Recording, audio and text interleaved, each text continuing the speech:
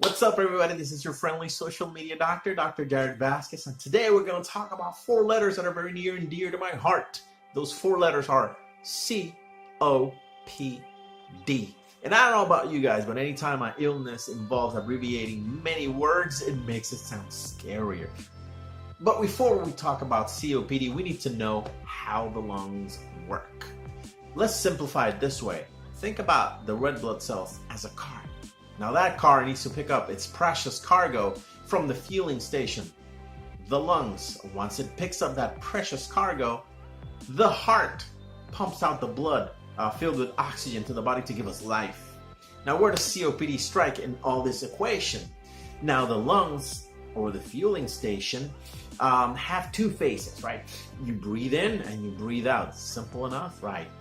Now the breathing in part is done by a big thick muscle, the diaphragm, that pushes down and fills the air in the lungs by negative pressure. Now who's responsible for the second part? Well, the lung itself has elasticity that's responsible for pushing that air out of the lung and resetting the whole cycle. Now COPD disrupts that emptying of the lung, making the lung ineffective. You can breathe in air very well, but you cannot breathe it out. And now that chronically makes the lung big and uncompliant. And along with that comes the thickening of the airway and the increased production of mucus. You know a little bit about COPD and what the pathophysiology or the mechanics of the disease are. How do you get it? Just how do you get it? Here comes the preach train. Guys, smoking is the first cause of COPD, or the most important cause of COPD. There are some genetic diseases that definitely can cause COPD, but the number 1 reason for COPD is smoking. Also, wood-burning stoves have been known to cause COPD, but really, do you have a wood-burning stove at home? So far we know what COPD is, we know how the lungs work normally, and we know how COPD affects the lung, plus we know who gets COPD. What are the symptoms? The symptoms are easy. Increased production of mucus. You produce more phlegm. You get tired easier, and you can do less activity. I call that the COPD gun.